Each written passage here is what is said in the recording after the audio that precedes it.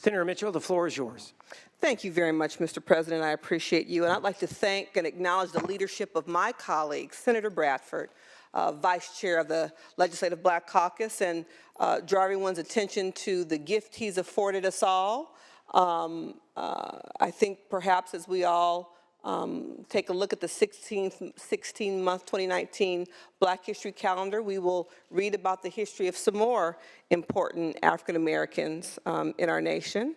Ask that if you're not going to hang it yourself, that you hand it off to a school in your district, and so we can spread the love and knowledge. I'd like to thank all of us for collectively talking about the important strides African Americans have made to this country. My father served in the segregated WW2, as he would say, and talked about he experienced anything but equity in that black soldiers weren't given ammunition when they were to stand guard at night. And so as a daughter of a man who served in the Great War, I can certainly attest to the fact that he felt everything, including separate and unequal. I think it's important as we talk about Black History Month that we talk about and acknowledge the realities that Black people experience every day in this great state of ours and this country.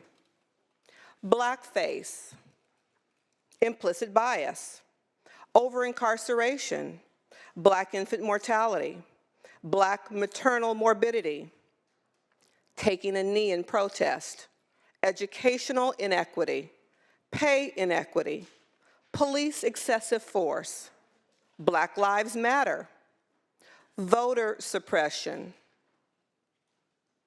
having your natural hair cut in the middle of a high school wrestling match,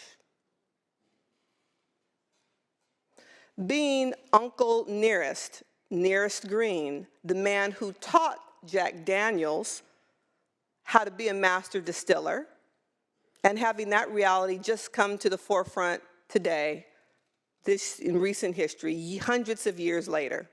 We all know Jack Daniels. Nobody knows Nearest Green. And so if we're going to talk about the contributions African Americans have made to this country, historically, I think it's important that we talk about and acknowledge contributions African Americans make each and every day to improve the lives of all Americans and Californians in particular. I think it's tragic that in 2019 that we're even having a debate about whether blackface is offensive. If there's any question in your mind, let me settle it for you today. It is.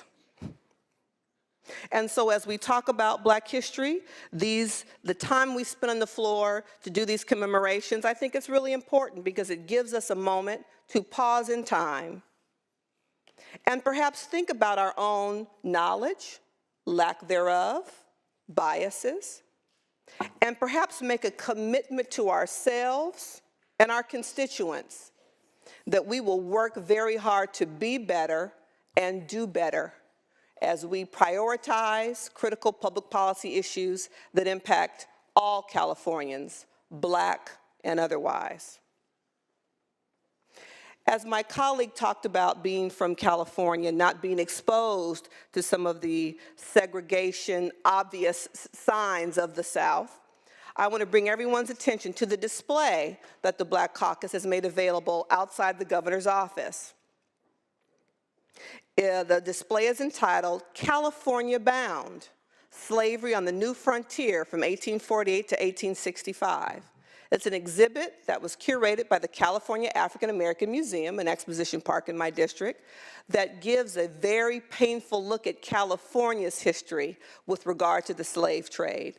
Actions taken by the California legislature that reversed itself on 2 occasions in terms of whether or not we were going to allow slave owners from the South maintain their ownership of human beings once they came across into California following the gold rush.